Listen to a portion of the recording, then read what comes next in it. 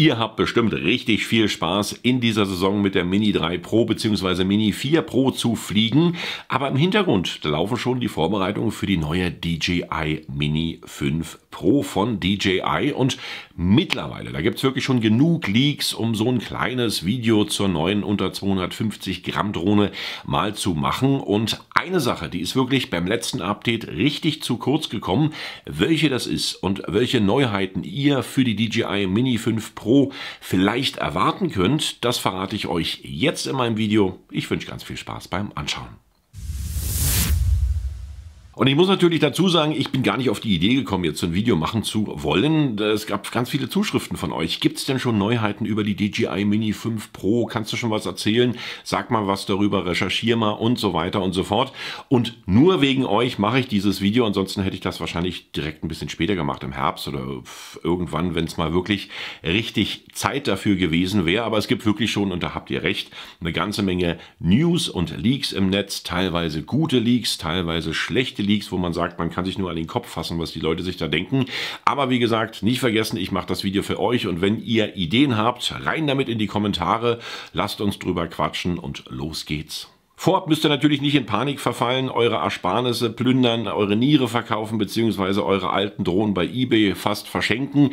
Das Ganze wird im Spätherbst passieren, sprich dann wieder im November. Also dieses Veröffentlichungsdatum ist schon mal der erste Leak, der relativ sicher ist. Die Saison kann noch super geflogen werden und jetzt ist natürlich alles noch passé. Da kommen auch noch ein paar gute Updates von DJI, sprich so, ich glaube so Mitte, Ende August soll es noch mal ein großes geben.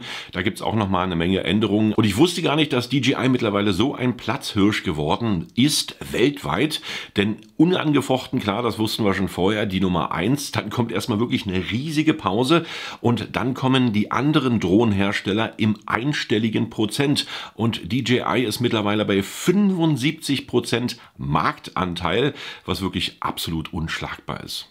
Es gibt auf der Website drohnen.de eine wirklich sehr interessante Statistik, die verlinke ich euch mal hier direkt in meiner Videobeschreibung. Ich mag die Seite, weil da kriegst du immer ganz gute Informationen und Statistiken und viele nützliche Tipps. Und da gab es natürlich auch jetzt eine aktuelle Statistik, die durch das Luftfahrtbundesamt gemacht wurde. Ihr wisst, ihr müsst euch natürlich anmelden, um eure Drohnen zu registrieren und so weiter und so fort. Und man muss sich mal überlegen, im ersten Quartal 2024 wurden 42,7% Mini 4 Drohnen registriert. Danach kamen dann 18,7% Mini 3, Mini 3 Pro und so weiter und so fort. Und nimmt man die weiteren Mini-Anmeldungen dann noch zusammen, die Mini 2 und die Mini SE mit ca. 10%, da bist du bei über 70% Mini-Drohnenanteil beim Luftfahrtbundesamt bei den Anmeldungen und Registrierungen und 30% sind nur noch größere Drohnen oder andere Drohnen.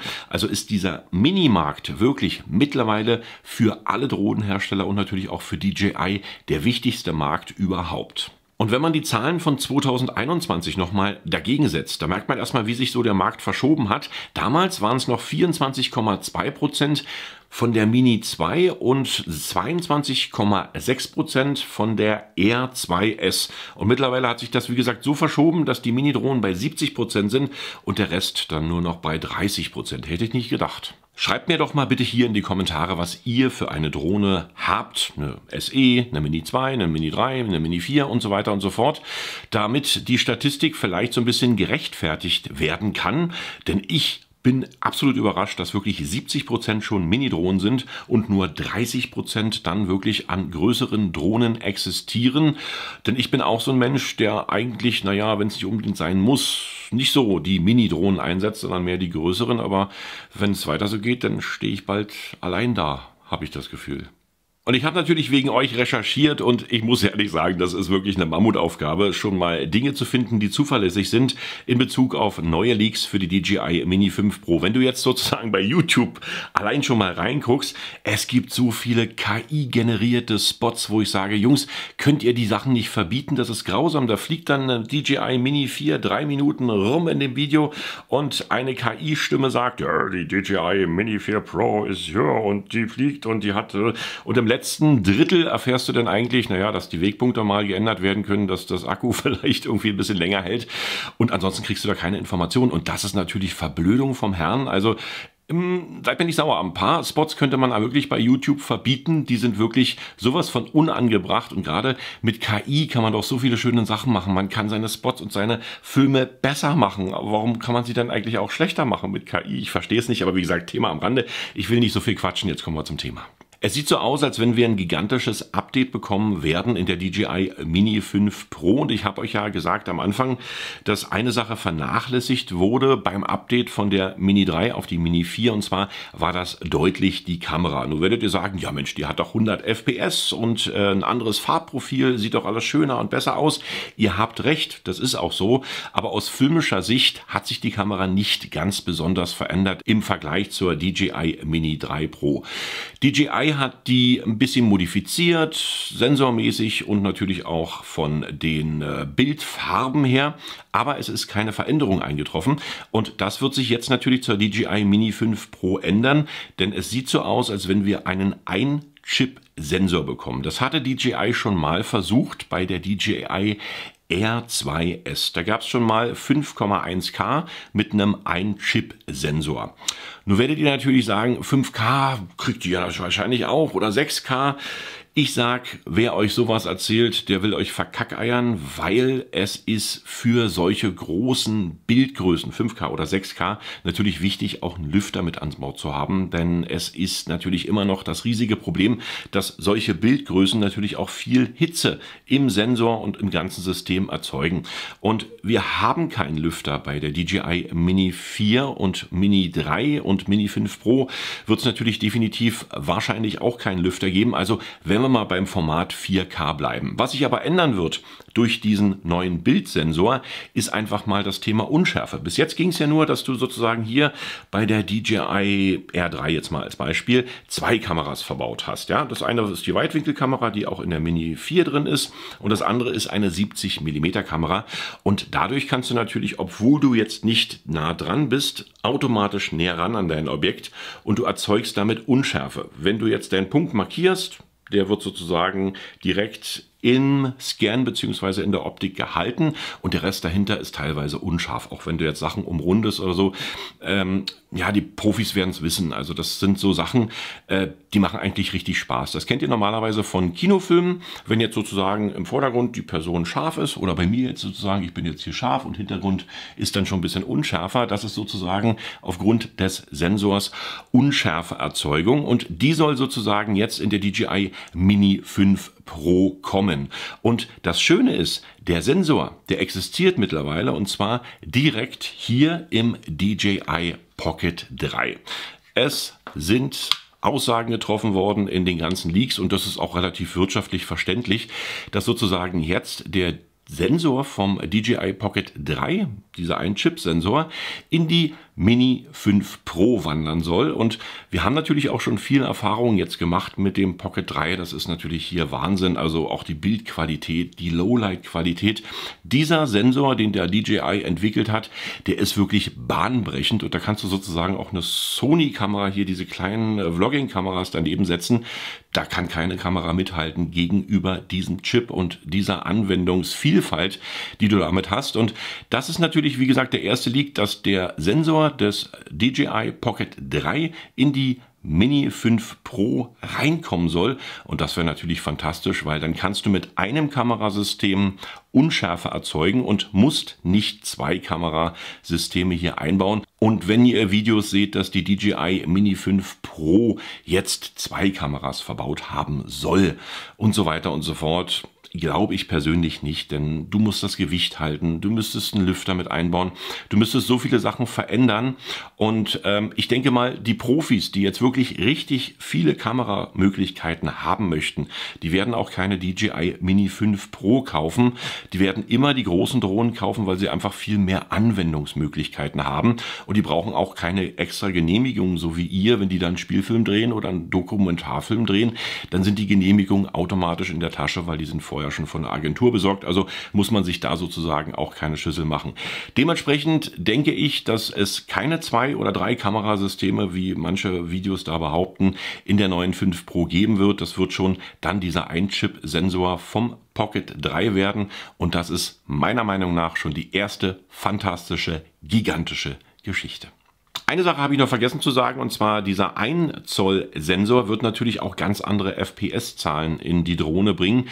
Das heißt, dass es möglich sein wird, 120 FPS in der Zeitlupe zu haben. Mittlerweile haben wir ja wirklich nur 100 FPS und ich muss da wirklich jetzt auch mal DJI unterstellen, dass die das nicht ganz ausgereizt haben. Die hätten auch schon jetzt bei der DJI Mini 4 Pro die 120 FPS bringen können. Es wird aber wahrscheinlich aus marktstrategischen Gründen und so weiter und so fort dann erst natürlich in die DJI Mini 5 Pro mit einfließen. Ist aber auch eine sinnvolle Sache, denn die 120 FPS bei dem 1 Zoll Chip funktionieren hier im DJI Pocket 3 perfekt. Also wie gesagt, könnte eigentlich definitiv schon mal, ich könnte meine Niere dafür verwenden, dass das funktioniert, dass wir da 120 FPS bekommen. Nicht so ernst nehmen. Kommen wir natürlich auch noch zu den weiteren Möglichkeiten. Der 1 Zoll Sensor ist natürlich jetzt für mich als Filmer so eine Riesensache, wo ich sage, perfekt gemacht. Aber es gibt natürlich auch noch weitere Leaks, die jetzt sozusagen hier noch im Netz rumkräuchen und fleuchen. In Bezug auf die Akkulaufzeit gibt es dann auch schon mal einige Leaks. Das soll dann so sein, dass man mit einem Akku der DJI Mini 5 Pro bis zu 45 Minuten fliegen kann, was natürlich dann auch schon wieder eine Erweiterung der Laufzeit von ca. 5 bis 8 Minuten wäre. Viel kann man da jetzt nicht erwarten, weil die Akkulaufzeiten sind schon relativ viel für das Gewicht ausgereizt. Aber man sieht natürlich auch an den schwereren Akkus, dass es dann auch noch länger geht. Aber dann wird die Drohne natürlich schwerer und entspricht nicht mehr den Bestimmungen. Kann man also in Deutschland nicht machen, weil wir sind natürlich den Bestimmungen entsprechend immer korrekt und wollen natürlich unter 250 Gramm auch mit ca. 45 Minuten Flugzeit rechnen. Ein ganz interessanter Bericht, den ich dann noch recherchiert hatte, das war, dass sich dieses Gimbal-System, was ihr sozusagen kennt, was sich dann rotierend auf dieses Hochformat einstellt, also ihr dreht da sozusagen normalerweise 16:9 und bei der DJI Mini 3 und Mini 4 geht es natürlich auch, dass der Gimbal sich dann dreht und im Hochkantformat dreht, also 9:16 oder andere Formate. Das soll wahrscheinlich der Geschichte angehören, also das soll sozusagen in der DJI Mini 5 Pro nicht mehr funktionieren und es funktioniert aber trotzdem. Ja, vom Prinzip her ist es so, dass hier durch diesen großen 1 Zoll Sensor natürlich der Sensor im 4:3 Format ausgelesen werden kann. Das ist so eine Art viereckiges Format und dann, wenn du auf 4:3 drehst in deiner Drohne, du dann natürlich im Schnitt das Format auf 16:9 oder 9:16 bzw. hochkant angleichen kannst, sodass sich die mechanische Funktion vom Gimbal eigentlich erübrigt hat. Und da stand ein ganz interessanter Leak, dass das sozusagen jetzt kommen soll mit dem neuen Chip bzw. mit dem neuen Sensor, dass man halt, wie gesagt, in 4:3 aufnehmen kann und dann sowieso im Schnitt natürlich sich aussuchen kann, möchte man das Material jetzt für 9:16 verwenden oder für 16:9. Das ist dann sozusagen variabel wählbar und so würde natürlich diese mechanische Funktion ersetzt werden, die jetzt, ja, für viele, die jetzt sozusagen im Schnitt nicht so bewandt sind, die ganze Sache hier zu steuern, die haben ihre fertige Aufnahme, können die dann direkt in den sozialen Medien posten und müssen da jetzt sozusagen nicht mehr in den Schnitt rein. Aber wie gesagt, es sieht so ein bisschen so aus, als wenn uns diese Drehgeschichte nicht mehr in der DJI Mini 5 Pro erhalten bleibt. Zu den neuen Softwarefunktionen kann ich jetzt im Moment nicht viel sagen, denn es gibt keine richtigen, guten Leaks, die auch vertrauenswürdig sind. Und ich möchte hier nicht irgendwelche Spekulationen haben, die sozusagen dann irgendwas erzählen, was nachher überhaupt nicht stattfindet. Man kann natürlich definitiv davon ausgehen, dass hier auch in der Software Wegpunkte und andere Geschichten nochmal nachgearbeitet wird und von den großen Drohnen einige Funktionen dann auch wieder in die DJI Mini 5 Pro kommen. Aber was das für welche sind, das kann ich jetzt ehrlicherweise wirklich nicht sagen und möchte hier auch nicht spekulieren und hake dieses Thema Softwarefunktionen und Erweiterung jetzt erstmal definitiv ab. Wie gesagt, bevor ich Müll erzähle, erzähle ich lieber gar nichts. Zum Controller lässt sich natürlich auch noch nicht so viel sagen. Ich denke, dass natürlich einige Funktionen auch noch mehr werden im Controller, im RC-Controller. Normalerweise, ob man den ganz normalen, einfachen Controller dann nochmal bei der DJI Mini 5 Pro mit anbietet, steht natürlich auch in den Sternen, denn jetzt die Verkaufszahlen haben natürlich gezeigt, dass die DJI Mini 4 Pro ich glaube, es waren zu 70% oder so, mit dem RC2-Controller verkauft wurde und der normale RC-Controller ohne Monitor und ohne alles da sozusagen kaum noch Marktanteile hatte. Also es kann natürlich auch sein, dass man dann die Mini 5 Pro direkt nur noch mit dem RC2 oder vielleicht dann auch RC3 Controller kaufen kann und der normale Controller, wo man das Handy dann sozusagen noch reinmacht, wirklich teilweise Geschichte ist. Preislich, und das war auch noch relativ interessant, da streiten sich natürlich die Fachleute. Also zum einen ist es natürlich dann so, dass neue Technik auch teurer wird und man aber auch nicht so teuer werden kann, dass man sozusagen auch die Amateure unter den Profis verschreckt. Und hier liegen die Leaks aktuell bei der normalen Version, also die DJI Mini 5 Pro, ein Akku und den RC2, vielleicht auch RC3 Controller, dann zusammen für 900 € erwerben kann. Aktuell liegt die DJI Mini 4 Pro mit diesem RC2 Controller bei 850 € im Preis und das wären dann so ja, knapp 50 € mehr. Weiß nicht, ob das stimmt, aber man streitet sich natürlich auch noch beim Fly More Combo. Hier sind die Leaks relativ unterschiedlich. Die einen, sie sagen, das Fly More Combo 1199, was jetzt sozusagen auch den aktuellen Preis teilweise entspricht. Klar ist die Mini 4 Pro jetzt schon ein bisschen billiger geworden, aber die anderen sagen, Fly More Combo mit den neuen Funktionen nicht unter 1300 €. Was ich persönlich auch vermute. Also ich denke mal, da kommt eine 1250 zustande oder eine 1249 im Fly More Combo. Wir werden sehen, je nachdem wie gut die Akkus sind und wie die Flugzeit verlängert wird und so weiter und so fort, wird das wahrscheinlich vielleicht gegenüber der DJI Mini 4 Pro um ca. 100 € teurer werden. Und was natürlich definitiv passieren könnte, das ist jetzt wirklich nur ein privater Wunsch von mir, ist, dass man die DJI Mini 5 Pro endlich auch mal in verschiedenen Farben erwerben kann. Viele von euch haben mir geschrieben, ich bin ja der gleichen Meinung, dass es wirklich so ist, dass, klar, du musst die Drohne auf Sicht fliegen, das ist wichtig, aber durch diese graue Farbe ist die natürlich am Himmel relativ schnell verschwunden, da sie auch so klein ist. Und es gibt natürlich von anderen Herstellern auch Drohnen, die jetzt komplett orange sind. Und eine Statistik hat erwiesen, und das ist wirklich auch nachlesbar, dass die orange Drohne in der gleichen Größe ungefähr 100 Meter besser bzw. weiter zu sehen ist als das normale Grau hier von DJI. Und da hoffe ich, dass man da wirklich nicht immer wieder diese Klebesets kaufen muss, wo man sich dann die Drohne orange klebt und wenn mal was ist mit der DJI Care Versicherung, kriegt man ja wieder eine graue Drohne zurück, wenn die dann neu ist und so.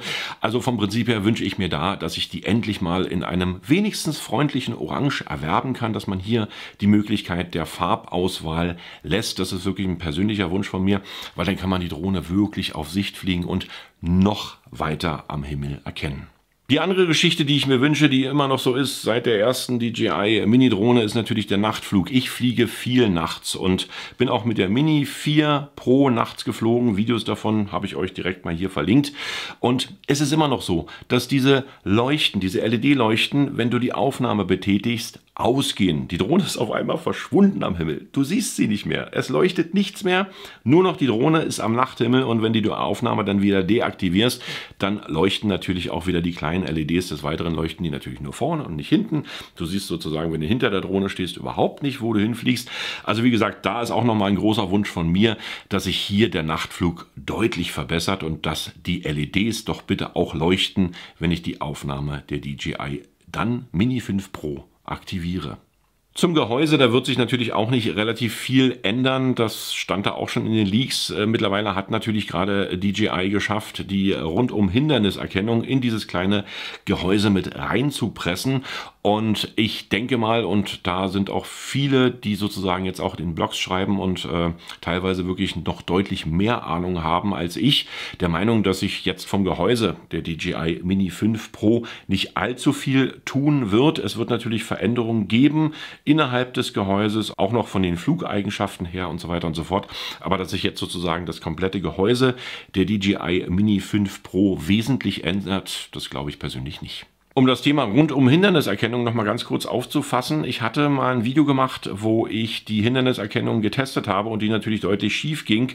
Und das ist mittlerweile immer noch nicht behoben. Also DJI hat immer noch das Problem bei der DJI Mini 4 Pro, dass wenn du dich seitlich trecken lässt, also von der Seite, und dann die Drohne sozusagen seitlich neben dir herfliegt, ja, dass dann sozusagen Hindernisse wie Bäume oder Äste oder andere Dinge seitlich in dieser Position, also seitlich rückwärts, quasi so, ja, nicht deutlich erkannt werden. Und mir ist es neulich wieder passiert am Fahrrad mit der DJI Mini 4 Pro, dass die abgestürzt ist. Dann wieder klar, DJI Care, das funktioniert. Ich habe sie eingeschickt, habe dann auch eine neue bekommen, weil der Fuß angeknackst war und so weiter und so fort. Und jetzt habt ihr natürlich auch den Grund, warum hier keine DJI Mini 4 Pro mehr steht. Nicht, weil die schlecht ist und nicht, weil ich jetzt die Nase voll hatte von diesem ganzen Zeugs, sondern ganz einfach, weil ich natürlich hier auch nochmal die DJI R3 habe. Ich habe mir die damals zusammengekauft. Ich glaube, die R3 kam ein bisschen früher raus. Die DJI Mini 4 Pro kam dann etwas später raus. Und ich dachte, naja, wirst du beide nutzen und das sozusagen alles funktioniert. Aber ich habe jetzt bei sämtlichen Filmaufnahmen, ob ich eine Autofilme gedreht habe, ob ich für Kunden unterwegs war, ob ich Fahrradfilme gedreht habe und so weiter und so fort, immer nur die DJI R3 genommen, wegen den 2 Kamerasystemen. 70 mm nah dran, Unschärfe, absolut perfekt für Filmemacher, der absolute Traum. Kannst du bei der DJI Mini 4 nicht machen, beziehungsweise Mini 4 Pro. Des Weiteren natürlich auch Nachtflug. Hier sehe ich die Drohne, die blinkt auf allen LEDs und es ist wunderbar am Nachthimmel. Bei der DJI Mini 4 Pro ist das nicht so, wie ich euch das schon mal erzählt hatte.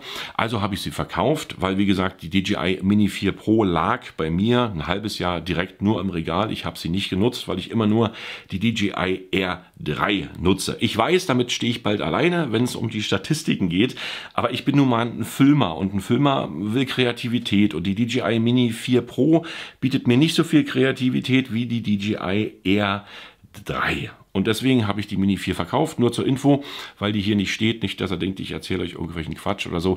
Die ist gerade vor 3 Tagen an einen sehr netten Rentner weggegangen, der sich wirklich gefreut hat, dass er die Drohne ein paar 100 Euro weniger bekommt. Was mich natürlich auch gefreut hat, dass jemand die bekommt, der wirklich daran interessiert ist und nicht, hast du letzte Preis, und ihr kennt das ja im Internet. Und dementsprechend danke ich euch fürs Anschauen. Ich hoffe, ich konnte so ein bisschen euch ein paar Informationen näher bringen, die es jetzt mittlerweile zur DJI Mini 5 Pro gibt.